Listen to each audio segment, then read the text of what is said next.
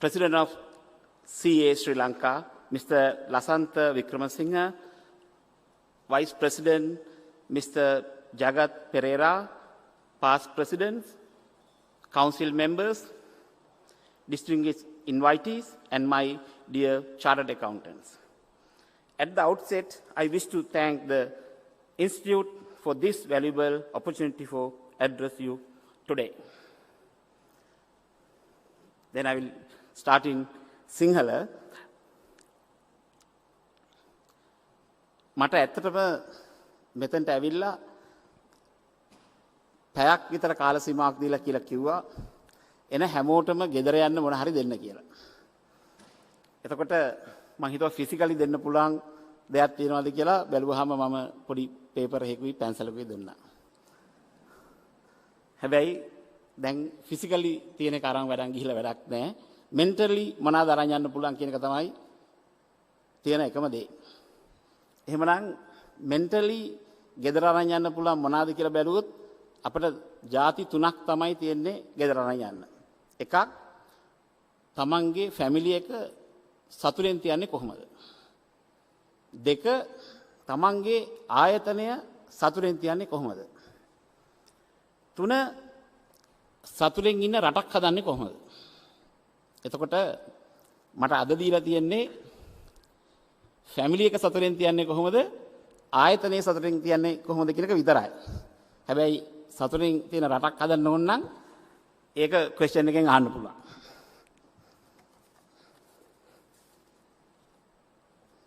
එතකොට අපි සතුටෙන් ඉන්න ෆැමිලි එක ගැන මම ඉස්සෙල්ලා කතා කරන්නේ ඉස්සෙල්ලා මම ගැන කතා කරොත් මම පටන් ගත්තොත් මම ඉපදුනේ කටුකුරුන්දේ නර්සින් හෝම් එකේ කළුතර ප්‍රයිවට් හොස්පිටල් එකක්. බිල රුපියල් 952යි. ඒ දවස්වල ඩොලර් එක 5.93යි. 1967. එතකොට එතන ඉඳලා මම කියන්නම් මගේ ජීවිතේ සමහරක් දේවල් ගොඩක් කෙටියෙන්. මගේ පහේ ශිෂ්‍යත්වයේ මම පළවෙනි එක ෆේල් වුණා.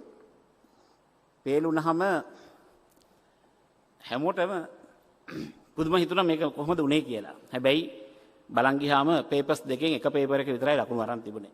හැබැයි ඒකේ ලකුණු කරෙක්ට් කරලා එනකොට දෙවෙනි එකට සුමානයයි. ඉතින් ඒකින්ද මම හිතන්නේ මාව එතනදිම පොඩ්ඩක් ඩිස්කරේජ් කරා ඒ පැත්තට. ඊට පස්සේ මම ඒකම අවුරුදු 11 දී එක සල්ලි හැදුවේ කොහොමද කියලා හෙව්වොත් අවුරුදු 11 දී මම ගෙදර තිරිච්ච වට්ටක්ක පැලයකට පෝර ටිකක් දාලා මගේ නම ගහලා මේක මගේ කියලා අයිඩෙන්ටිෆයි කළා. ඒක මම කරගෙන ඒක ගෙඩියාවට පස්සේ මම විකුණන්න හදන දවසේ අම්මා කිව්වා නෑ නෑ ඔයා එළවලු විකුණන්න බෑ. ඉතින් ඒක අපේ ෆැමිලි එකටත් හරි නෑ මේක එහෙම විකුණන්න දෙන්න බෑ කියලා. අපේ තාත්තා කිව්වා නෑ.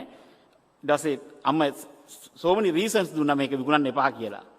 තාත්තා කිව්වා නෑ ඔයාට වටක කන්න ඕන නම් තාත්තා පුතාට විකුණන්න පුළුවන්. තාත්තා සල්ලි දීලා ගෙනවා. එතකොට මට තේරුණා මම එතකොට තමයි කල්පනා කරේ ඇයි මේ මිනිස්සු දුප්පත් වෙලා ඉන්නේ මට අවුරුදු 11 දීම වටක්ක එක වවලා මට තාම මතකයි රාත්‍රී 16ක් තිබුණා රුපියල් 8ක් හම්බුණා. ඒ දවස්වල ප්ලැටිනම් පෙට්ටියක ගාණ රුපියල් 8යි. එතකොට මට එදා තමයි තේරුණේ මිනිස්සු ඇයි දුප්පත් මේ වගේ සිම්පලි සල්ලි හදන්න පුළුවන් ක්‍රමයක් තියාගෙන ඇයි දුප්පත් වෙලා ඉන්නේ. මොකද අපේ පන්ති වල ළමයි ගොඩක් දුප්පත් අය ඉන්නවා. ග්‍රේඩ් 5 වල ඉඳන් ඉන්නකොට. ඉතින් ඇත්තට මට හිතා ගන්න බෑ ඇයි මේ මිනිස්සු මේ විදිහට දුප්පත් වෙන්නේ කියලා. හැබැයි එදා ඉඳලා මට එච්චර සල්ලි හදන එක ගැන එච්චරම ප්‍රශ්නයක් කරගත්තේ නෑ මම එදා ඉඳලා. ඒ කියන්නේ මට අවුරුදු 11යි වයස. ඊට පස්සේ මම මොරටුව යුනිවර්සිටි එකේ NDT ඉලෙක්ට්‍රිකල් ඇන්ඩ් ඉලෙක්ට්‍රොනික කරේ. මට ඒ වෙනකොට එතන කටුබැද්දේ විශාඛා කියන හෝටලේ අයිතිය තිබුණා. එතකොට මගේ වයස අවුරුදු 19යි. එතන ය රවුන්ඩ් බවුඩ් එකේ හැරෙන තැන කටුබැද්ද හන්දියේ විශාඛා හෝටලේ මම කුලියට අරගෙන ඇරියා. එතකොට මගේ ළඟ 40ක් වැඩ කරනවා. ඉතින් ඒ යුනිවර්සිටි මම යනකොට මගේ එතන ඉස්සරහ හන්දියේ තියෙන ඒ විශාඛා හෝටලේ 40ක් වැඩට හිටියා. මම හිතන්නේ මට කවුරුත් රැග්ගි එහෙම දීපු එක්කෙනෙක්වත් නෑ මම හිතන්නේ. කවුරුත් මට කිව්වේ නෑ එහෙම එකක්වත්. මට රැග් එකක් ගැන කතා කරන්නවත් ආවේ නෑ. මොකද හැමෝම මාව දන්නවා.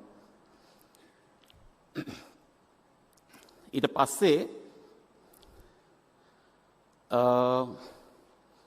කිව්වොත් 1996 මම හිතන්නේ ගොඩක්ම අය ඉන්ට්‍රස්ට් ඇති ෂෙයා මාකට් එක ගැන දැනගන්න කොහොමද ඉගෙන ගත්තේ කොහොමද කියලා මට ඒතර මම ලයිෆ් එකේ මගේ ගැන කියලා මම ඊට පස්සේ එන්නම් ප්‍රසන්ටේෂන් එකට 1996 එක දවසක් බාට්ලිට් එකේ CEO මම අඳුරන තව අංකල් කෙනෙකු අපේ ගෙදර ඇවිල්ලා කිව්වා මට ෂෙයා මාකට් එකට සල්ලි දාන්න කියලා. ඉතින් මං කිව්වා හරි හොඳයි. ඉතින් කොහොමද ඒ දවස්වල 18% බැංක් ඉන්ට්‍රස්ට් එක. ඉතින් මං කිව්වා 18% හම්බෙනවා නම් කිසි ප්‍රශ්නයක් නැහැ නේ සල්ලි දාන්න පුළුවන්. කිසි ප්‍රශ්නයක් නැහැ. ඕන තරම් අය හම්බ කරන අර මේවා කියලා කිව්වා. ඉතින් මං කිව්වා හරි එහෙනම් කිසි ප්‍රශ්නයක් නැහැ. අපි හෙට උදේම වැඩේ පටන් ගමු. කියලා කිව්වහම මං කිව්වා මිලියන් එකක් නෝ අපි මෙතනට ආවේ at least 100 million වත් බලාගෙන කිව්වා. ඉතින් මං කිව්වා 100 million වලට 18% හැදුවත් එකයි මිලියන් එකකට 18% හැදුවත් එකයි දෙක is my pilot project. මොකද මට කිසිම understanding එකක් නැහැ ෂෙයා මාකට් එක ගැන. ඉතින් එහෙනම් කොහොමද මම ඒතර ඕගොල්ලන්ව ට්‍රස්ට් කරලා 100 million දෙනවද? නැත්නම් මම මේක pilot project එකක් කරලා මං දෙන්නම් මට අවුරුද්දකින් විතර ඉගෙන ගත්තට පස්සේ මට 100 million එක problem එකක් නැහැ කියලා. ඒකම කිව්ව නෑ මගේ ලෙවල් එකට මට 100 මිලියන් එකක් එෆෝඩ් කරන්න බෑ. මම මගේ ඉන්න පොඩි බෝයි කෙනෙක්ව දෙන්නම් කියලා මිස්ටර් පෙරත් එක ඩීල් කරන්න. ඉතින් මං කිව්වා ඒත් කමක් නෑ. ඉතින් මට කවුරු වුණත් එකයි. මොකද මටත් ඕනේ දැන් මේක ඉගෙන ගන්න කියලා. ඒ ගමන බාට්ලිට් එකේ අදත් ඉන්නවා සුජීව උදේ මට කතා කරලා කිව්වා මිස්ටර් පෙරේරා මට CEO කතා කරලා කිව්වා මෙහෙම ඉන්වෙස්ට්මන්ට් එකක් 1 මිලියන් විතර අපි දාලා කරමු කියලා. ඕ මං කිව්වා පොඩිනේ. ඉතින් ඒකින්ද මට 1 බිලියන් එකක් දෙන්න බෑ. මම මට 300,000 එකක් දෙන්නම් කියලා. මොකද පොඩි කෙනෙක් එක 1 මිලියන් දාන්නත් බයනේ. ඉතින් අපි ඒ 1 මිලියන් එක 300,000 වලට ඇවිල්ලා 300,000 1996 හැමදාම උදේ මොන හරි ෂෙයාර්ස් 100ක් 200ක් ගන්නවා. මම ওই කම්පැනි තියෙන 220 මේ දවස්වල තිබ්ච ෂෙයාර්ස් අරන් තිනවා. හැබැයි අරන් තියෙන ෂෙයාර්ස් 100යි. 100ක් ගන්නවා හවසට විකුණන්න බලනවා උදේට විකුණන්න හදනවා ඊට පස්සෙන්දට විකුණන්න හදනවා. කොහොම හරි කළා මට තාම මතකයි ලක්ෂ 3ට 100ට එකමාර ගානේ මාසෙට 4,500ක් හම්බ කරන්න ඕනේ. සුජීව හැදුවේ රුපියල් 2,000යි. දැන් 2,500ක් පාඩුයි. ඒකන් මම සුජීවට කතා කරලා කිව්වා සුජීව දැන් ඔයාගේ සීවොත් කිව්ව ඔක්කොම කිව්වා 18ක් හදන්න පුළුවන් කියලා මොනක්වත් බෑනේ මේ 2,000නේ හැදුවේ කියලා. නෑ අපි මේ මාසේ 4,500ක් හදමු කිව්වා. මං කිව්වා නෑ. එහෙනම් අර දැන් ඉතුරු වෙච්ච ටික තන තව 2,500ක්. මට 4,500ක් හදලා හරියන්නේ නෑ. අපි 7,000ක් හදන්න ඕනේ කියලා. දැන් ඉතින් 7,000ක් හදන්න දෙන්නත් එක්ක වැඩ කර හිටියා. එතකොට මේ විදිහට ඇත්තටම මම අවුරුදු 4ක් 7-5ක්වත් වැඩි නොකර ඔය සුජීවත් එක්ක ලක්ෂ 3කින් මුළු ෂෙයා මාකට් එකේ තියෙන හැම එකක්ම අරන් තියෙනවා. ඉතින් එතකොට මම ඒකයි කියන්නේ. ඒ කියන්නේ කොච්චරවත් අය සමහරක් අය කියන අපිට ෂෙයා මාකට් එකේ ඉගෙන ගන්න විදිහක් නෑ, දන්නේ නෑ. ඒ මොනක්වත් වැඩක් නෑ. මම දාලා තියෙන ලක්ෂ 3යි. ඉතින් එතකොට ඕනම එක්කෙනෙකුට මොන හරි දෙයක් කරන්න ඕන නම් ඒකේට කරන්න පුළුවන් විදි තියෙනවා. මොකද තමන් ඒ වෙලාවේ සල්ලි දැම්මාද පස්සේ දැම්මාද කියන එක නෙමෙයි. තමන්ගේ නොලෙජ් එක තමයි ෆයිනලි මේ ඔක්කොටම වඩා වටින්නේ. සල්ලි නෙවෙයි. මම දකින්න දේ තමයි සල්ලි වලට වඩා නොලෙජ් එක තමයි වටින්නේ කියලා. ඉතින් එතකොට හැබැයි ඊට පස්සේ මගේ කොච්චර නොලෙජ් එක තියෙනවද කියලා ඊට පස්සේ මට බැංකු අරවා මේවා ඔක්කොම ඇවිල්ලා මට තාම මතකයි NDB බැංකුව උදේ මම වෝඩ් ප්ලේස් එකෙන් ගෙදර ඔෆිස් යනකොට කෝල් එක දුන්නා. විනාඩි 20යි මම අහන ප්‍රශ්න ඔක්කොටම උත්තර ටික දුන්නා. රුපියල් 26 ගානේ මම 10%ක් ගත්තා. මට එතකොට මිලියන 450ක් 500ක් කියන එක එච්චර හිම ප්‍රශ්නයක් නෑ ටෙලිෆෝන් කෝල් එකේ. හැබැයි මට 1996ත් ඒක ප්‍රශ්නයක් නෙවෙයි. හැබැයි මම සල්ලි දාලා නෑ මේ විදිහට. මොකද මම දන්නේ නැති බිස්නස් කිසිම එකක සල්ලි දාන්නේ නෑ මම. මොකද මට නොලෙජ් එකක් නෑ. හැබැයි මට නොලෙජ් එක තිබුණාම ඕන තරම් සල්ලි දාන්න පුළුවන්. මම හිතනවා දැන් මම කැපිටල් ගේන්ස් ඒ වෙලාවේ හදපු වෙලාවේදී බැලුවා මේ මිලියන 450ට මම හිතන්නේ over බිලියන් රුපීස් ප්‍රොෆිට් එකක් ආවා. ඉතින් ඒ වගේ ලයිෆ් එකේ පොඩි පොඩි දේවල් තමන් ඉගෙන ගත්තේ නැත්නම් තමන්ට මං හිතන්නේ ඒතර මට 1996 වෙනකන් ෂෙයා මාකට් එක ගැන එච්චර නොලෙජ් එකක් නැහැ. තාම අවුරුදු 20යි. 96 ඉඳලා 2016 වෙනකන් මේ 20 විතරයි තියෙන්නේ. හැබැයි PhD එකක් කරනවා වගේ අවුරුදු 4ක් සම්පූර්ණ ෂෙයා මාකට් එක ගැන ඉගෙනගෙන තියෙනවා. ඉතින් ඊට පස්සේ මොකද මං ගොඩක් හරිය දකිනවා අදත් ෂෙයා මාකට් එකේ අය ෂෙයාර් එක වැඩි වෙනකොට පස්සෙන් ගිහිල්ලා ගන්නවා මිසක් මේකේ net asset එක value එක කොච්චරක් තියෙනවද? අවුරුද්දට මේකේ dividend කොච්චරක් දෙනවද? නැත්නම් dividend එක කොච්චරක් accumulate වෙලා මේකේ net asset value එක වැඩි වෙනවද? ඒ මොනක්වත් බලන්නේ නැහැ. බලන්නේ මේක මූවීද ගත්තා. සමහරක් ඒවා net asset එක වගේ 3 times trade වෙනවා. හැබැයි ඒක 50% විතර down වුණත් net asset එකට වඩා වැඩියෙන් තියෙන්නේ. හැබැයි ගිහිල්ලා ගන්නවා. අරගෙන තියෙන මම හිතන්නේ සමහරක් අය තියෙන සල්ලි ගොඩක් දුරට නැති කර ගන්නවා. ඒ මොකද ෂෙයා එකක වැලියු එකක්, ඩිවිඩන්ඩ් එකක් නැත්තම් ඩිවිඩන්ඩ් එකක් දෙන්නේ නැත්තම් per share earn කරන ප්‍රමාණය accumulate වෙලා net asset එක වැඩි වෙන එකක් කවුරුත් බලන්නේ නැති හින්දා. ඉතින් මම හිතන්නේ හැමෝටම හොඳයි තමන් personally කාගේවත් මත depend වෙන්නේ නැතුව share market එක වගේ එකක් තමන්ට ඕන නම් ඒ ටික තමන් බලා ගන්න. හැබැයි අපි කිව්වොත් ස්ටොක් බ්‍රෝකර් කෙනෙක් මට හම්බ කරලා දෙයි කියලා. එහෙනම් ඒ ස්ටොක් බ්‍රෝකර් කෙනා එතන වැඩ කරන්න ඕනේ නැහැ. එයාටම හම්බ කරලා එයාටම එන්න පුළුවන්. ඉතින් ඕකනේ ඇත්ත කතාව. ශාස්ත්‍ර කියන මිනිහ ශාස්ත්‍ර කියන්න ඕනේ නැහැ. මිනිහාගේ ශාස්ත්‍රයේ මිනිහම් බලාගෙන මිනිහටම හොඳ තැනකට එන්න පුළුවන්. කී ඉන්න දෙයක් නෑ අනුන්ට. Tamanට පුළුවන් නම් Taman ඉස්සෙල්ලා Tamanට කරගන්න එපා. ඒක කරන්නේ නැත්තම් මම හිතන්නේ ඒක බිලිව් කරන්න ඕන දේවල් කියලා. එතකොට ඉස්සෙල්ලාම මට ඊළඟට පුළුවන් මම හිතන්නේ මම ප්‍රසන්ටේෂන් එකට ගිහිල්ලා මම ෆැමිලි එක ගැන කතා කරන්නේ. Knowledge driven, since knowledge is power, I always try to learn something new every day. එතකොට බලන්න තමනුත් මේ වගේද කියලා. හැබැයි ඒ සබ්ජෙක්ට් එක තමන්ගේ සබ්ජෙක්ට් එක වෙන්න ඕනේ නැහැ. මම ඇත්තටම මෙතනට ආවම මට හරි සතුටක් දැනුණා. මොකද chartered accountants කිව්වහම මම හිතන්නේ අපේ group එක ඇතුලේ මම එළියේ මම හිතන්නේ honestම professionals කට්ටිය තමයි chartered accountants ලා. මොකද මට අද වෙනකන් honest නැති chartered accountant කෙනෙක් හම්බෙලා නැහැ මගේ life එකේ. ඉතින් මම ඒකින්ද සතුටෙන් කියන්න ඕනේ ඒකත්. මොකද හැම professionals ලාම ඉන්නවා. හැබැයි සමහරක් වෙලාවට percentage wise ගත්තාම honest එකේ ගොඩක් නෙවෙයි. සමහරක් වෙලාවට 2% තිබුණත් මොන හරි කියන්න වෙනවනේ. 98 හොඳයි. හැබැයි 2% හොඳ නැත්නම් කියන්න වෙනවා. Harvard University ගියත් Harvard University ගිහිල්ලා ජේල් වල ඉන්න අය ගාන හැවුවොත් එහෙම අර ඉන්න ගානට වඩා වැඩි. මොකද ඒවා කවුරුත් එළියට දාන්නේ නැහැ. ඉතින් එතකොට ඇයි මම මේ හැමතිස්සෙම knowledge driven knowledge කියලා කියන්නේ මේක තමයි real power එක, මේක තමයි real money, මේක තමයි real growth, මේක තමයි real drive.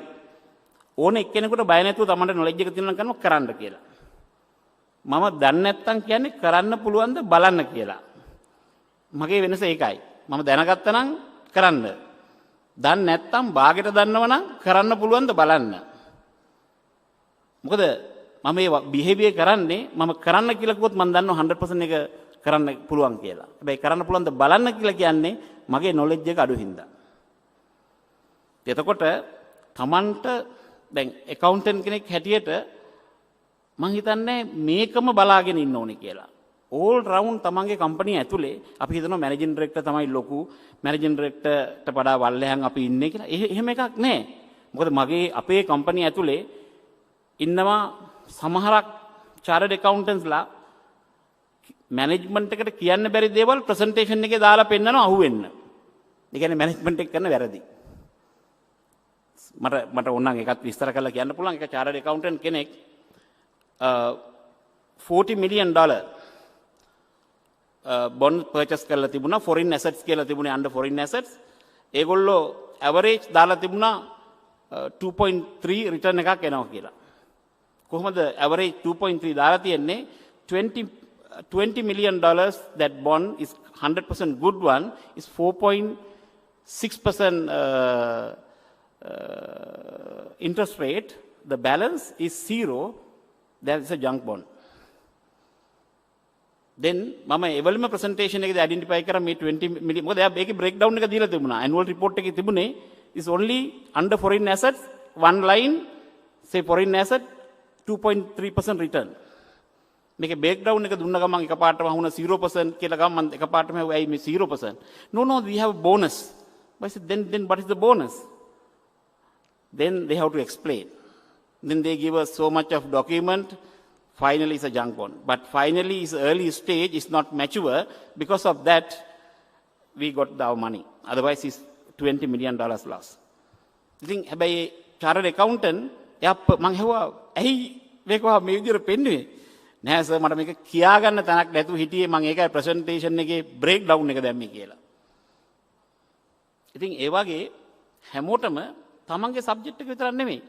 මොකද knowledge එක තියෙනවා නම් ඕන decision එකක් තමන්ට බය නැතුව කිලින් කරලා ගන්න පුළුවන්. කවුරු අසන්න කරත් තමන්ට බය නැතුව අසම් කරන්න පුළුවන්. ඒක තමන්ට confidence එකක් තියෙනවා මේක හරි කියලා. ඉතින් එහෙම නැති අය තමයි ගොඩක් දුරට ෆයිල් එකක් පිටිපස්සට දානවා, කරකවනවා, ඩිලේ කරනවා. ඇයි අසම් කරන්න බයයි. තමන්ට knowledge එකක් නැහැ. අහන්න මගේ ළඟට එන ෆයිල් එකක් කොහොමද කියලා. එක්ක අසම් කරනවා එක්ක අසම් කරන්න බෑ විනාඩි 5යි. ಜಾති දෙකයි. එක්ක හොඳයි එක්ක නරකයි. හැබැයි ඩිලේ කිරීමෙන් අර නරකයි කියන එක සෝල්ව් වෙන්නේ නැහැ. ඉතින් ඒකින්ද මම හිතන්නේ හැමෝටම මොකද ඉන්ටර්නෙට් එකට ගියත් කොහේ ගියත් අපිට ইনফরমේෂන් ගන්න පුළුවන්. ඒක knowledge එකකට කන්වර්ට් කරන එක තමයි තියෙන දක්ෂකම. නැත්තම් සමහරක් අය ඉන්නවා ගොඩක් දුරට ඔක්කොම ටික දන්නවා. බට් ඒක knowledge එකක්ද කියන එක ප්‍රශ්නයක්. ඒක ইনফরমේෂන් එකක් විතරයි. ඉතින් ඒකින්ද මම හිතන්නේ ඒක knowledge එකක් බවට පත් කරගන්න එක තමයි. මොකද මේ knowledge එක තියෙනවා නම් කෙලීම අර wisdom කියන level එකට ඇවිල්ලා කිසිම බයක් නැතුව confidence අසං කරනවා. ඒක is not a gut feeling. It's a knowledge based wisdom. Other one is a second point. But මම අතර වරි ආසයි මම අර paper එක දුන්නේ.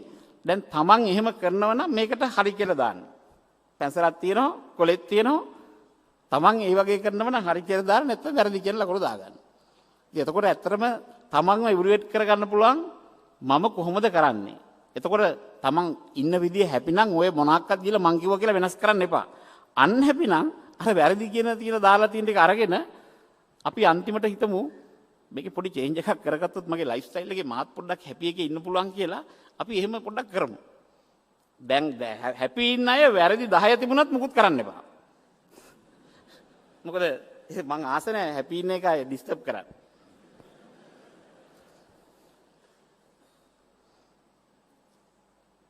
Communicate effectively. Whenever I explain complex issues, I simplify the problem so that even a 6 years old can easily understand. සමහරක් අය මම දැකලා තියෙනවා මොන හරි ප්‍රශ්නයක් explain කරන්න හදනකොට මේක වැල් වටාරම් කියන මට හොඳටම example එක මම ආණ්ඩුවේ වැඩ කරනකොට සමහරක් අය මට ලියුම් එවන පිටු ගානක් මම මොන හරි ප්‍රශ්නයක් පිටු 3ක් දැක්ක ගමන්ම ඩස්බින් එකට දානවා. ඒක තමයි මගේ එකම කියන්නේ මම දන්නවා මේ මිනිස්සයා මේක දන්නේ නැහැ කියලා. මොකද පිටු 3කින් කියන්න දේවල් නැහැ. Tamanට ප්‍රශ්නයක් තියෙනවා නම් ඒක පේලි දෙකකින් කියන්න බැරි නම් මම හිතන්නේ එයා ප්‍රශ්නේ දන්නේ නැහැ. මම ගොඩක් හරියට වෙලා තියෙන්නේ රජයේ වැඩ කරගන්න ගියාම ස්පෙෂලි මේ පිටු ගණන් ලියුම් ලියලා ඔක්කොම කරාම උත්තර දෙන්නේ නැහැ මිනිස්සු. මේ මිනිස්සු උත්තර දෙන්න බයයි. පිටු 3ක් ඇතුලේ මොනවා තියෙනවද කියලා කවුද දන්නේ? ඉතින් ඒකින්ද මේකේ එකම දේ තමයි තමන් හාෆ් ෂීට් එකකින් කාලකට වඩා මොන හරි ලියුමක් ලියනවා නම් පොඩක් ආයි අරන් බලන්න මම මේ මොකටද මෙච්චර ලියන්නේ කියලා. මොකද එකක් තමන්ගේ ටයිම් එක ඉවර කරගන්නවා. ඉතින් මම දැකලා තියෙන මම නම් සාමාන්‍යයෙන් මැක්සිමම් පේජ් 2යි නැත්නම් 3යි. උතනින් එහාට මම ලියලම නැහැ. ඒක දැන් සමහරකට මට ලකුණු අඩු වෙන්නත් ඇත්ත ඉස්සරහත්. ඒකින්ද දැනුත් එහෙමයි. මොකද ඒකින්ද මට එක දෙයක් කියන්න පුළුවන්. මොකද කමියුනිකේට් කරගන්න බැරි නම් ඒක මං හිතන්නේ ඒක තමයි ඊළඟ තියෙන බාධාව Tamanට ඉදිරියට යන්න. හැම එකක්ම වයිෆ් එක්ක වුණත් කතා කරනකොට ඒක හරියට කියලා සෝට් අවුට් කරගන්න නැතුව වල් වාට අරන් කියලා දවස් 5ක් විතර යනකොට වයිෆ් හරි හස්බන්ඩ් හරි අර පැත්තෙන් බලනවා මොකද්ද මේ මිනිස්සු කියන්නේ කියලා මට තේරෙන්නේ නැහැ. ඇයි වටේ කියනවා. මම දැකලා දිනේ වගේ අය. සාමාන්‍යයෙන් මම ඒ වගේ කියන්න ආපු ගමන් මගේ මීටින් එක විනාඩි 3ක් 5ක් අතරතුර මම නවත්ත ගන්න කොහොම හරි කරලා. කළා බිසි කියලා හරි එළියට යනවා. මොකද මට ඒක ආසම නැහැ අහන්නේ මේ විදියට. මොකද මම දන්නවා ඒක අහන්න ගියොත් එimhe මගේ ඔළුවත් නරක් වෙනවා. ඉතුරු පැය 4-5 වැඩ කරගන්නත් බැරි වෙනවා කියලා. එතකොට ඒ වගේ කමියුනිකේට් කරන්න කැපැසිටි එක හදන්න පුළුවන් නම් ඒ වගේ නම් Taman ලියුම් ලියන්නේ Taman කමියුනිකේට් කරන්නේ ඕක ඉස්සරහින් හරියට දාන්න. හැබැයි නැත්තම් වැරදි කරන්නේ. Problem solving. I look at the bigger problem and see how it can be broken into the smaller parts for which solution already exist.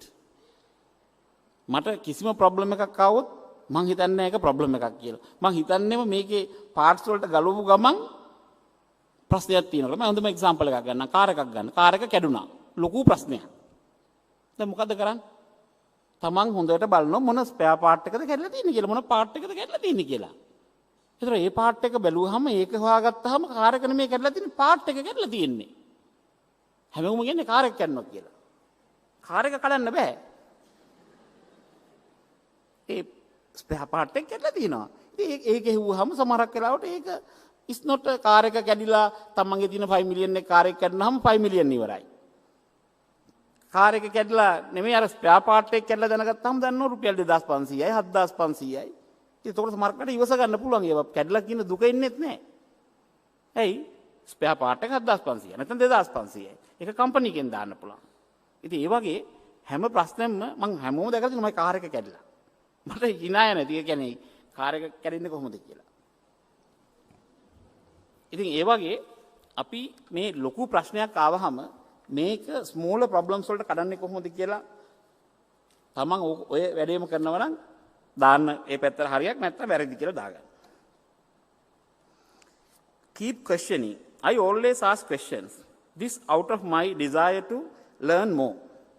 Asking the relevant question always add more knowledge to my life. Never stop questioning. ඇයි මේක මම කරන්නේ?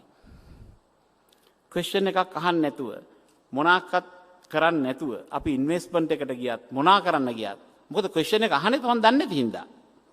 දන්නවනම් නැත්තම් බාගෙට දන්න හින්දා නැත්තම් තුන් කාලට දන්න හින්දා. ඉතින් එතකොට මං හිතන්නේ අපේ ගෲප්ස් වල එනකොට බෝඩ් මීටින්ග්ස් අරමයට එනකොට වර්ල්ඩ් එකේම තියෙන ඒවා ලංකාවේ තියෙන ඒවා ඒ වගේ accounts මේ ඔක්කොම බලාගෙන ඉඳලා මට නම් දැන් එච්චර එහෙම ප්‍රශ්න ක්වෙස්චන් අහන්නත් අඩුයි. මම දැන් කරන්නේ වෙන වෙන අයවල් වල අහන එක තමයි කරන්නේ. මොකද අපි ගෲප් එක ඇතුලේ එනකොට ඔක්කොම ටික ප්‍රිපෙයාර් වෙලා එන්නේ. ඉතින් එනකොට ප්‍රසන්ටේෂන් එකේම ඒ කියන්න ඕන ටික කියනවා. මොකද ක්වෙස්චන් එකක් කරන්නේ නැතුව අපි හිතුවොත් අපිට යම් කිසි දෙයක් කරන්න පුළුවන් කියලා ඒක 100% සක්සස් වෙයිද කියන එකේ තමයි ප්‍රශ්නේ තියෙන්නේ.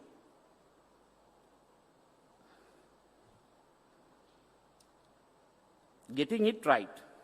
Right timing, right people, right direction, and the right place for important factor to me, especially when starting a new projects. දැන් අපි ගමු right timing කියලා. මම පොඩි එක්සැම්පල් එකක් දෙන්නම්.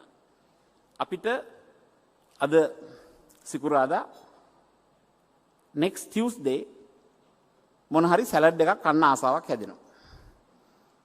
next Tuesday. අද වැඩ කරන මිනිස්සුන්ට කිව්වොත් මහත්යර හරි නෝනට හරි next Tuesday දවල්ට සැලඩ් ටිකක් හදන්න කියලා සැලඩ් දෙයිද බත් දෙයිද? ෂුවර් මොකද වැඩ කරන මිනිස්සුන්ට කැපැසිටි එකක් නැහැ.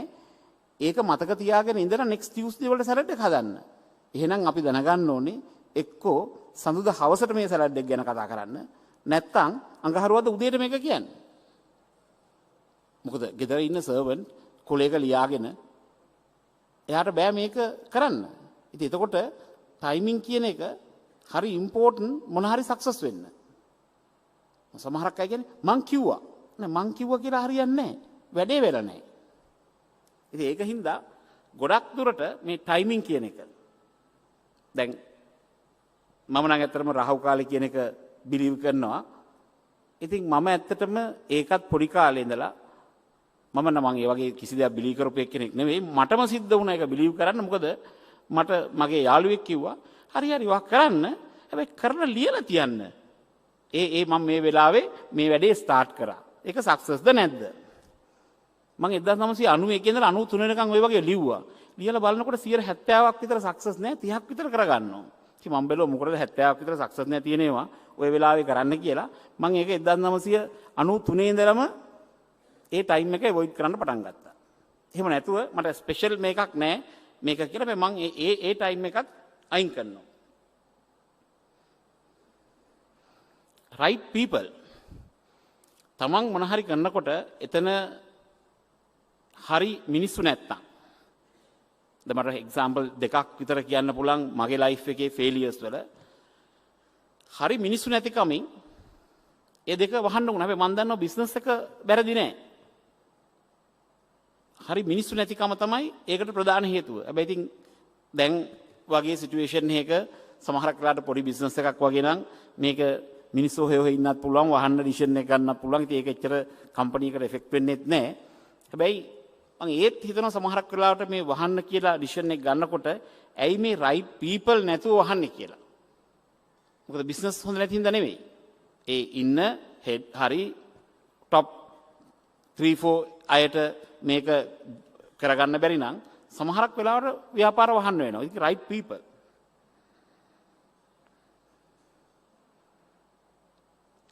right direction. දැන් අපි right direction and right location කියලා ගත්තොත් එහෙම මම දැකලා තියෙනවා ගොඩක් දුරට සමහරක් ව්‍යාපාර පටන් ගන්නවා වැරදි තැන. මොකද එහෙම කියන්න හේතුව දැන් අපි ඉන්ඩස්ට්‍රි එකක් වගේ දැන් අපි කියමුකෝ මම පස්සේ කියන්න යාපනය ගැනත්. හැබැයි දැන් යාපනයේ වගේ තියෙන ෆැක්ටරි එකක් ගැහුවොත් එහෙම ඒකේ ටෙම්පරේචර් එක එතනම 38ක් 40ක් විතර වෙනවා. ඉතින් තව 4ක් විතර වැඩි වුණාම 44ට විතර නගිනවා. ඒතර අපි වැරදි ලොකේෂන් එකක් චූස් කරොත් මම මේ නිකන් ටෙම්පරේචර් එක විතරක් කිව්වොත් මම අනිත් ඒවා ඩීටේල් කියන්න පුළුවන්. මම මේ කියන්නේ නිකන්. හැබැයි ඒ වගේ දැන් මිනිස්සු පුරුදු වෙලා තියෙනවා even the factories මේ 23-22 degrees වගේ තියෙන තැන් වලට move වෙන world එකම. දැන් එක්සැම්පල් එකක් ගත්තොත් බැංගලෝර වගේ සිටි එකක් ඉන්දියාවේ ටෙම්පරේචර් එක 21ක් වගේ තියෙන්නේ. දැන් ගොඩක් යුරෝපියන් ජර්මන් කම්පනීස් move වෙනවා එතනට. මොකද රීසන් එක is a location and the same climate is good. employees ලට එච්චර කරදරයක් නැහැ. ඒ වගේ හින්දා. ඉතින් ඒ වගේ හින්දා location එකත් මේකේ හරි important. Setting high standard. My recipe for success is to raise the bar whenever I reach my goal, establishing the benchmark for the rest of the industry. අපි යම් කිසි තැනකට ආවට පස්සේ අපේ බායක අපිම උඩට ගෙනියන්නේ නැත්නම් අපි එක තැනම පල් වෙන්න වෙනවා. ඒක හින්දා මම හිතනවා අපි ඔක්කොම කම්පැනිස් වල අපි මේ බායක හැමතිස්සෙම රේස් කරනවා පුළුවන් තරම් උඩට. ඒකට හැබැයි ගෝල් එකක් දෙනවා, ස්ට්‍රැටජි එකක් දෙනවා. ඒ ඔක්කොම දීලා බායක කරාට පස්සේ අපි හිතනවා අපි හැමදාම ඒක අචීව් කරනවා. අපිට එහෙම මම හිතන්නේ අපේ ගෲප් එක ඇතුළේ නම් ඒ වගේ ප්‍රශ්නයක් තියෙනවා කියලා. මොකද මම හිතන්නේ දැන් මම ප්‍රසන්ටේෂන් එකේ දැක්කා 5% tax ගෙවනවා කියලා. ඒ වගේම තමයි chartered accountants ලාගෙනුත් 5% ඉන්නේ අපේ ගෲප් එකේ. 113ක් ඉන්නවා අපේ ගෲප් එකේ ඇතුලේ chartered accountants ලා. ඒ කියන්නේ 5%ක්. ඒකේ tax වලද chartered accountants ලාද එහෙම කියලා ප්‍රශ්නයක් නැහැ.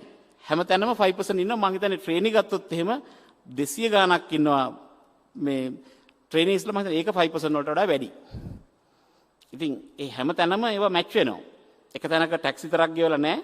චාර්ටර්ඩ් ඇකවුන්ටන්ට්ස්ලා ගත්තත් 5% ගෲප් එක ඇතුලේ ඉන්නවා.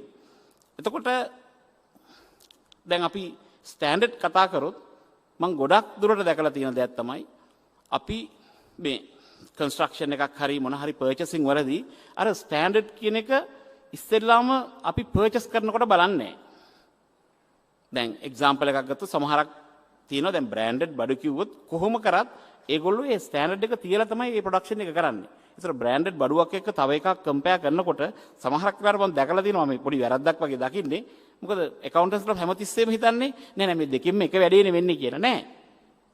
දැන් මම හොඳ එක්සැම්පල් එකක් ගන්න. රොසෙල් බාත්‍යා වගේ එකක් ගත්තොත් ඕන කොටේෂන් එකක් ගත්තොත් වැඩි. හැබැයි ඒ වැඩි ප්‍රමාණය ඒ ප්‍රොඩක්ට් එක ඇතුලේ එම්බෙඩ් කරලා තියෙන්නේ. මොකද එක්සැම්පල් එකක් ගත්තොත් ප්ලෂින් මෙකැනිසම් එකේ ඉඳලා සීට් කවර් එකේ ඉඳලා ඒකේ ග්ලේස් එකේ ඉඳලා ඒකේ ට්‍රැප් එක ග්ලේස් කරලා ඉතින් ඒතර 4000 rupees 5000 rupees එකක් අපි ඇඩිෂනල් ඉන්වෙස්ට් කරලා තියෙන්නේ බ්‍රෑන්ඩ් එකට. ඉතින් එතකොට දැන් කවුරු හරි කිව්වොත් නෑ බාත්රූම් ෆිටින්ග්ස් ගත්තොත් නෑ ටිකක් රොසෙල් එක පොඩ්ඩක් වැඩි කියලා නෑ වැඩි තමයි. හැබැයි සේම් ඒ ස්ටෑන්ඩඩ් එක තියාගන්න අපි ඒ ඉන්වෙස්ට්මන්ට් එක දාලා තියෙනවා. හැබැයි එතකොට දැන් ගොඩක් අය බලුවොත් නෑ ඒක 4000 rupees වැඩි. ඒක හින්දා ඒක නෙමෙයි මේක ගන්න කියලා මං හිතන්නේ ඒ ඩිසිෂන් එක හරි කියලා. එක්සැම්පල් TV බ්‍රෑන්ඩ්ස් නැතිව තියෙනවා. හැබැයි හොඳ බ්‍රෑන්ඩ්ස් තියෙන TV තියෙනවා. පොඩ්ඩක් වැඩි. හැබැයි අරගෙන බලන්න මොකද වෙන්නේ කියලා. අරක 10 years විතර කිසි ප්‍රශ්නයක් නැතුව තියෙනවා. අරක 2-3 years යනකොට දෙන්න පටන් ගන්නවා. ඉතින් මේ හැම එකකටම තමන් පර්චේසින් කරන එකයි තමන් ප්‍රොඩක්ෂන් කරන එකයි දෙකම මම හිතන්නේ ක්වොලිටි දේවල් වලට යන්න වෙයි. මොකද ඒ ඉම්පැක්ට් එක කම්පැනිගේ බොටම් ලයින් එකට ඉම්පැක්ට් එකක් නෙවෙයි. ප්‍රොඩක්ෂන් එකේ ඉම්පැක්ට් එකක් වුණොත් ඒක රිකවර් කරගන්න ඕනේ කස්ටමර්ගෙන්. මොකද අපි ඒ ක්වොලිටි එක ඇචීව් කළා. ඉතින් මම ඒ ස්ටෑන්ඩඩ් එක ගත්තොත් high standard කිව්වහම not only the goals even the quality. The prioritizing work is another aspect of my daily routine. I identify the most important tasks and work around those priorities. I focus on activities that drive the greatest results and ignore the rest. මගේ life එක ගැන මට කියන්නලා තියෙන්නේ මම එතකොට සමහරක් දේවල් මට කරගන්න බෑ. හැබැයි මම ප්‍රයොරිටයිස් කරලා ඒ ලොකු ටික මම කරගෙන යනවා. ඉතින් ඒක හින්දා මම හැමතිස්සෙම මම ඇත්තටම කිව්වොත් ගොඩක් දුරට ෆ්‍රී එකේ ඉන්නේ. මොකද්ද ප්‍රයොරිටයිස් මොකද්ද සයිස් එක මේ ඔක්කොම බැලුවාම මම ඒකයි කියන්නේ টොප් ලෙවල් එකට ආවහම තමන් too busy නම් මම හිතන්නේ කොහේ හරි තැනක වැරද්දක් කරනවා ලයිෆ් එකේ. මොකද තමන්ගේ හැමතිස්සෙම පල්ලෙහා තමන්ට ඕන තරම් වැඩ කරගන්න පුළුවන් අය ඉන්නවා. තමන්ගේ තියෙන රෙස්පොන්සිබිලිටිස් ටික බෙදලා දෙන්න පුළුවන්. දැන් මට හොඳම එක්සැම්පල් එක තමයි මට BY එකේ චෙයාමන් හැටියට බාරගත්තට පස්සේ මට ගවර්න්මන්ට් එකේ ඉන්න টොප්ම ගවර්න්මන්ට් සර්වන්ට් කෙනෙක් කෝල් කරලා කිව්වා ගවර්න්මන්ට් එකේ වැඩ කරන්නේ 500 rupees උනත් ගවර්න්මන්ට් money be careful. මම ටෙලිෆෝන් එක අරගෙන ආපු ගමම්ම කරේ තියෙන ඔක්කොම ටික පල්ලෙහාට බෙදලා දුන්නා මේක ඕගොල්ලෝ සයින් කරන්න කියලා. එතකොට මට මං හිතන්නේ BY එකේ ඉන්නකොට දවසකට ડોකියුමන්ට් 2ක් 3ක් විතර තමයි අස්සම් කරන්නේ. ඒක හොඳට කියවලා බලලා අස්සම් කරනවා. ඉතින් එතකොට මම හිතන්නේ මම ගොඩක් අය දැකලා ඇති මම මගෙත් එක වැඩ කරන විදිය මගේ ළඟ කිසි ෆයිල් එකක් නැහැ මොනක්වත් නැහැ. මොකද රෙස්පොන්සිබිලිටිස් ටික පල්ලෙහාට දීලා තියෙන්නේ. රෙස්පොන්සිබිලිටිස් දෙක දීලා පල්ලෙහාට තමන් අයිස් ගහනවා කියන එක නෙමෙයි කියන්නේ. තමන්ට ස්ට්‍රැටජි එකක් ප්ලෑන් කරන්න පුළුවන්. තමන්ට ඕන තරම් හිතන්න දේවල් තියෙනවා. ඉතින් ඒ වගේ තමන්ට පුළුවන් දේවල් තියෙනවා. දැන් මම මේ දැන් වෙනකොට ඔෆිස් කොම්ප්ලෙක්සස් ගැන පොඩ්ඩක් වැඩිපුර ඉගෙන ගන්නවා. ඉතින් ඒකට A class building ලංකාවේ කීයක් තියෙනවද කියලා අහුවාම ඉතින් මම අහුවා A class කියන්නේ මොකද්ද? ඒතර raised floors 2.8 meter high ceiling central air condition low energy ඔක්කොම දැන් කියලා කිව්වහම ඉතින් මම කිව්වා World Trade Center එකයි H&B Tower එකයි විතරයි තියෙන්නේ. ඉතින් ආයෙ කොහොමද බිස්නස් දුවන්නේ? මම කිව්වා මොකද්ද බිස්නස් දුවන්නේ? එතකොට ඔෆිස් එකක කොස්ට් එක අනිත් අයට වැඩිනේ. මම කිව්වා නෑ අපේ නම් අනිත් පැත්ත කියලා. ඒ කියන්නේ A ක්ලාස් බිල්ඩින් එකක ඉන්නකොට ප්‍රයිස් එක වැඩි කියලා. ස්ක්වෙයාර් ෆූට් එකට රුපියල් 300යි. something wrong. ඇයි? No, but normally is අනිත් එක තමයි expensive කියලා. ඉතින් මම හෙව්වා ඒ කොහොමද? No, that different shape, house, පොඩි columns මේ ඔක්කොම තියෙනකොට දැන් ගිහලා හොඳට කැල්කියුලේට් කරලා බලන්න. තමන් කොච්චර ස්ක්වෙයාර් ෆූට් එකකට රෙන්ට් එකක් ගෙවනවද ඒක ඩිවයිඩ් කරන්න එම්ප්ලොයිස්ලා ගන්න. ෂුවර් එකටම ස්ක්වෙයාර් ෆූට් 100කට වඩා වැඩියෙන් ගිහිල්ලා ඇති. එක්කෙනෙකුට. තමන් ළඟ වෙනම සිකියුරිටි බිල් එකක් ගෙවලා උදේට දෙන්නයි හවසට දෙන්නයි වෙනම සිකියුරිටි බිලක් වෙනම ඇති. වෙනම ලයිට් බිල් ගෙවනම ඇති. මේ ඔක්කොම ගෙවුවාම එක්කෙනෙකුගේ ගාන අර A ක්ලාස් බිල්ඩින් එකක ඉන්නට වඩා වැඩි. ඒතර කොහොමද දැන් අපේ කට්ටිය දැන් චාර්ට් ඇකවුන්ට්ස් වල ඔක්කොම ඉන්නවා දැන් කොස්ටිං හොඳට කරන ඔක්කොම කරනවා. මේක බලලා දිනවද නැහැ. හැබැයි මමත් මේ ළඟදී තමයි දැනගත්තේ ඒක. මම එච්චර දුරට අපිත් හිතන්න ගියේ නැහැ. දැන් හැමෝටම ගාන දන්නවනේ. වර්ගාඩි 100යි. වර්ගාඩි 100 නම් වර්ල්ඩ් ට්‍රේඩ් සෙන්ටර් එක වගේ රුපියල් 300 නම් රුපියල් 30000යි එක ළමයෙකුට කොස්ට් වෙන්න පුළුවන්. ඉතින් සිකියුරිටිත් ඒකේ ඇතුලේ ඉන්බිල්ට්. එයාර් කන්ඩිෂන් එකේ චිල් වෝටර් ඉන්බිල්ට්. පොඩි ඉලෙක්ට්‍රිසිටි බිල් එකක් එනවා. ඒතර රුපියල් 33000කින් විතර කව වෙනවා. දැන් ගිහලා හදලා බලන්න තමන්ගේ ආයතනයේ එක එම්ප්ලොයි කෙනෙකුට ඉන්න ස්පේස් එකටයි ඉලෙක්ට්‍රිසිටි බිලුයි සිකියුරිටි බිලුයි දාලා බලන්න ඔය රුපියල් 33000ට වඩා වැඩියෙන් එනවද ෂුවර් එකට. මම පයිලට් ප්‍රොජෙක්ට් එකක් හැට අපේ තැන් දෙක තුනකට කෝල් කරලා නම්බර්ස් ගත්තාම ඒක 350කට 400කට යනවා. sorry 35000ක් ලක්ෂ 40000ක් විතර වෙනවා. එතකොට දැන් අපි efficiency එක ගැන කතා කරනවා. දැන් ලංකාවේ බිල්ඩින් දෙකයි තියෙන්නේ A grade A class building.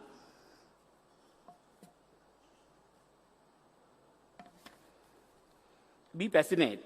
I love and enjoy the process. If I love what I do, I am more eager to learn and work became a success of enjoyment. තමන් කරන වැඩේ ආදරයෙන් කරොත් මං හිතන්නේ ඒක වැඩක් කියලා. මොකද තමන්ට පැවරලා තියෙන රාජකාරිය තමන් මං අර ඉස්සෙල්ලා කිව්වා වගේ දෙන්න පුළුවන් අයට දීලා මොකද ඔය මෙතන ඉන්න මං හිතන්නේ ඔක්කොම උඩ ඉන්න අය චාර්ට් ඇකවුන්ටන්ට් කෙනෙක් කිව්වොත් තමන්ගේ පල්ලෙහා අඩු ගානේ 20ක් 25ක් හරි මිනිමම් ඉන්නම ඇති. ඉතින් ඔක්කොම රෙස්පොන්සිබිලිටිස් ටික තමන්ට දෙන්න පුළුවන් ටික දීලා තමන් ඒ ෆෝමැට් ටික දීලා ඒ ළමයා ෆෝමැට් එක හදන එනකන් ඉන්න එපා. තමන් ඒ ෆෝමැට් එක දීලා මං හිතන්නේ පොඩක් රෙස්ට් කළා තියෙන ස්ට්‍රෙස් ඇරලා ලස්සනට ඉන්න පුළුවන්. හැබැයි ගොඩක් හරි කරන්නේ නැහැ. මම සමහරක්ලාට දැකලා තියෙනවා පහින් පත්තේ ඔෆිස් එකේ ඉන්නවා. 7 විතර නිකන් ඉන්නවා. බෑ එහෙම අවශ්‍යතාවයක් නැහැ. තමන්ගේ තියෙන වැඩ ටික බෙදලා ඔක්කොම දීලා දැම්මහම ඇයි තමන් කරන්න ඕනේ කියලා හෝල් කරන් ඉන්නේ. මට නම් එහෙම කිසිම ආසාවක් නැහැ. මගේ ළඟට එනකොට තමයි කියන්නේ වැඩ ගන්න. ඉතින් ඒක හින්දා මම හිතන්නේ ගොඩක් අපිට ඉගෙන ගන්න දේවල් තියෙනවා. මොකද තමන්ගේ ස්ට්‍රෙස් ලෙවල් එක කොහොමද මේකෙන් අඩු කරන්නේ? මොකද අපි කවුරු ගැන කතා කරත් වැඩක් නැහැ. තමන් සතුටෙන් ඉන්නේ නැත්තම්. අපි බොරුවට තමයි කියන්නේ ෆැමිලි එක සතුටෙන් ඉන්න ඕනේ, ආයතනයේ සතුටෙන් ඉන්න ඕනේ, රට සතුටෙන් ඉන්න ඕනේ කියලා. හැමෝගෙම කැමැත්ත තියෙන්නේ තමන් සතුටෙන් ඉන්න. එහෙනම් මේකේ මූලිකම දේ තමයි තමන් සතුටෙන් ඉන්නේ කොහොමද? ඉතින් ඇත්තටම මේක සයිකෝതെරපි වගේ මේක තෙරපි එකක්. මොකද අපි සමහරක් වෙලාවට අපේම ඊගෝ එකත් එක්ක අපිම එක ලෙවල් එකක් හදාගෙන අපි එන්වයරන්මන්ට් එකට ඒ ෂේප් එක රියැක්ට් කර ඉන්නවා. එහෙම අවශ්‍යතාවයක් නැහැ. මොකද අපිට පුළුවන් අපේ ලයිෆ් එක හොඳට සතුටෙන් ඉන්න එන්වයරන්මන්ට් එකට හදාගන්න. ඉතින් මං හිතන්නේ ගොඩක් වෙනකොට මොකද කවුරුත් මං හිතන්නේ টොප් අය වැඩ කරන්න ඕනි කියලා මම හිතනවා කියලා. මම වැඩ වැඩියෙන් කරනවා දැක්කොත් තමයි හිතන්නේ මගේ මොන හරි ප්‍රශ්නයක් තියෙනවා කියලා. මොකද CEO කෙනෙක් වුණොත් ගොල්ෆ් ගහලා අරවා ගහලා එහෙම ඉන්න පුළුවන්. හැබැයි දැන් සමහරක් ගෲප් තියෙනවා ඒකේ කම්පැනි 120ක් තියෙනවා නම් ඉන්න බෑ. දැන් හෙලිස් චාමනුත් ඉස්සරහා ඉන්නවා. හෙලිස් චාමන්ත තියෙන වැඩ ටිකත් එක්ක එහෙම ඉන්න බෑ. මොකද කම්පැනි 127ක් තියෙනවා. හැබැයි කම්පැනි 10ක් 15ක් තියෙනවා නම් අනිත් අයට ඉන්න පුළුවන්.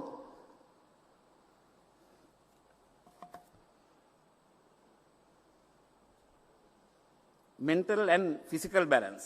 I believe that mental health is as important as physical health.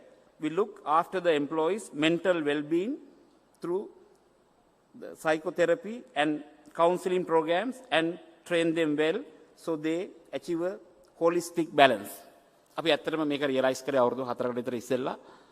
දැන් අපි ඒ වගේ වැඩසටහන් සමහරක් කම්පැනිස් ඇතුලේ ක්‍රියාත්මක කරනවා. මොකද කරන්නේ අපි තීරුම් අරන් තියනවා අපෙත් එක්ක ඉන්න අයව සතුටින් හොලිස්ටික් බැලන්ස් එකක් එක්ක හිටියොත් අවුට්පුට් එක වැඩි, ස්ට්‍රෙස් අඩුයි, ඒගොල්ලෝ බිහේව් කරන විදිහ වෙනස්, කම්පැනි එක දිහා බලන විදිහ වෙනස්. ඉතින් මං හිතනවා ගොඩක් දුරට හැමෝම ලෝකෙම පුරුදු වෙලා තියෙනවා මේ පැත්ත. බට් අපිට අවුරුදු 2500ක විතර ඉතිහාසයක් තියෙනවා. හොලිස්ටික් බැලන්ස් උනත් තාම ස්කෑන් කරලා බලන්න පුළුවන් ලෙවල් එකකට ඇවිල්ලා නැහැ.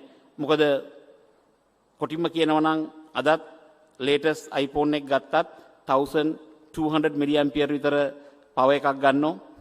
සම්පූර්ණ බොඩි එක වැඩ කරන්නේ 200 මිලි ඇම්පියර් වගේ.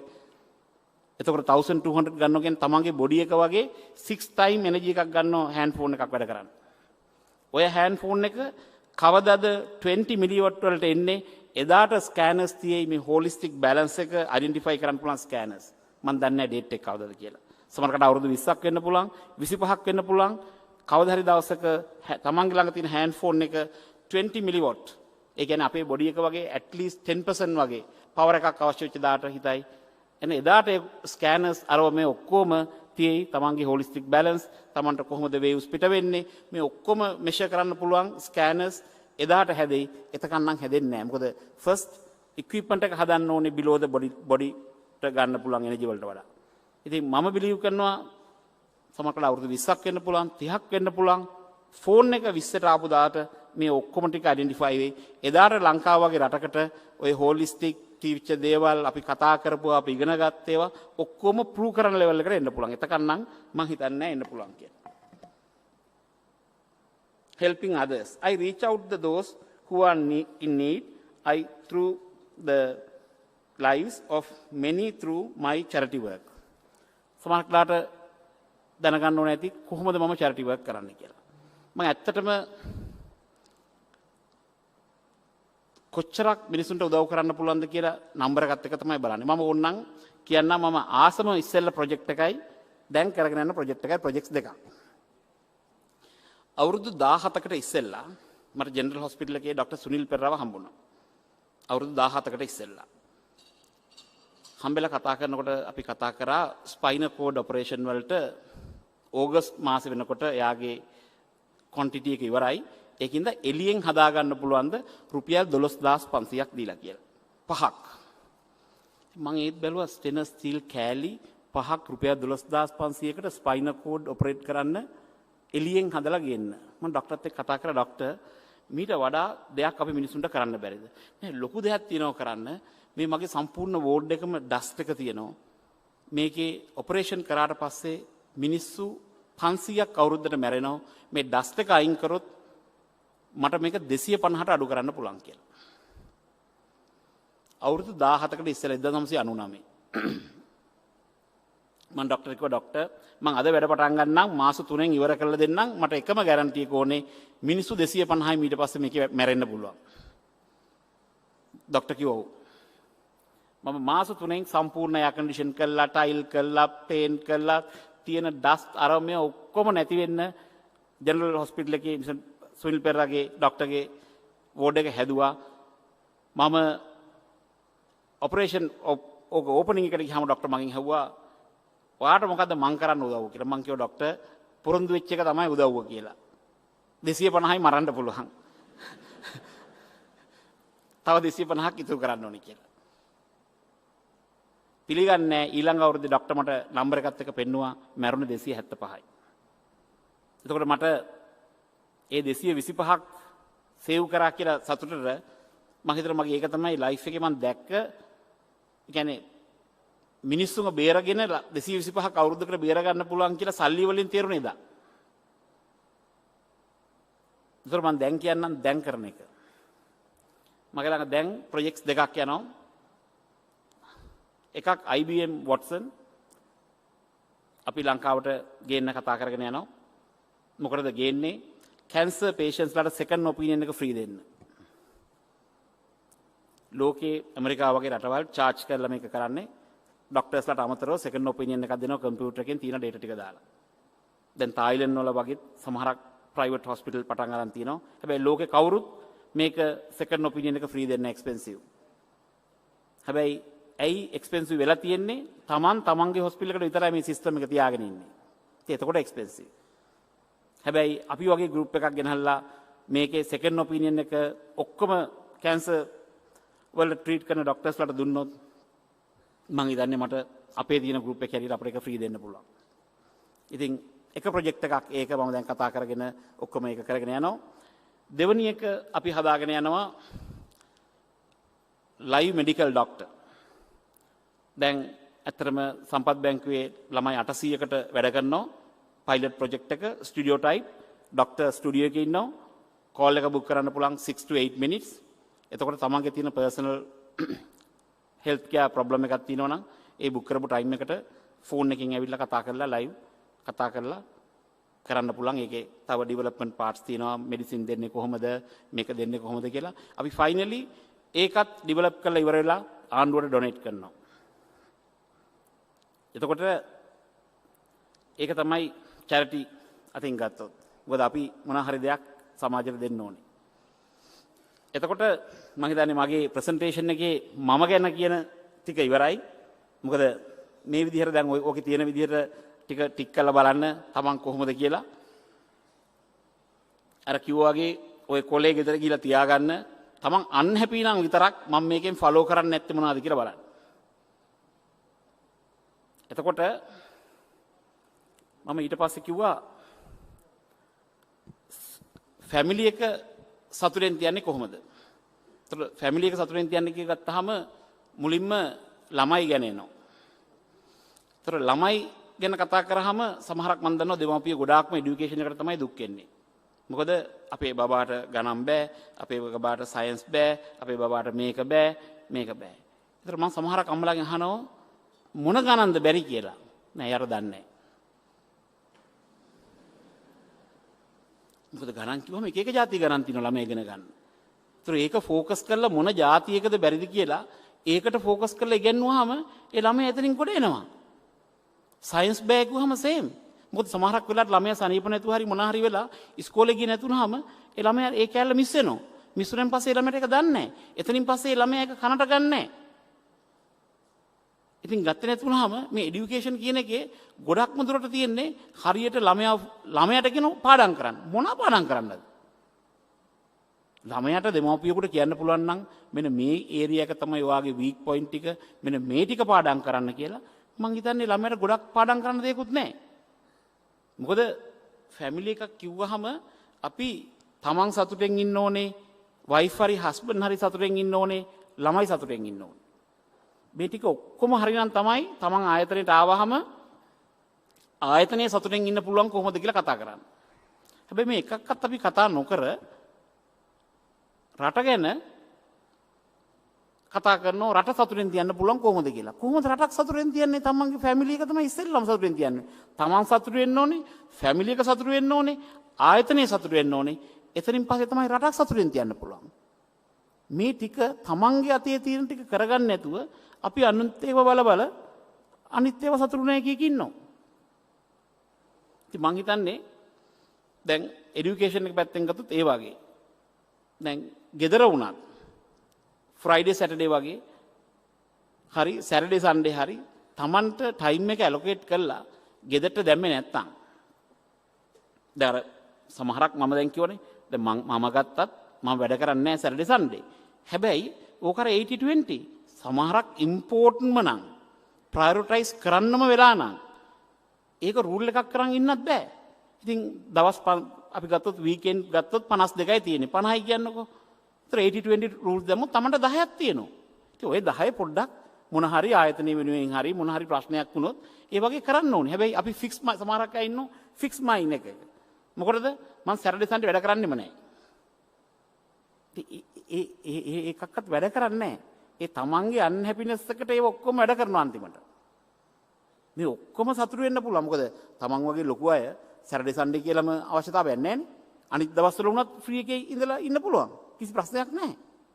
හැබැයි එකක්වත් කරන්නේ නැතුව තමන් ෆික්ස් මම අර කිව්වේ තමන්ගේ ෆික්ස් ඊගෝ එකක තමන්ගේ එක ෂේප් එකක ඉන්න try කරනවා. හැබැයි ඒක uncomfortable. ඉතින් මං හිතන්නේ ඒක පොඩ්ඩක් අයින් කරගන්න වෙයි. ඉතින් මම හිතනවා යම් කිසි තා දුරට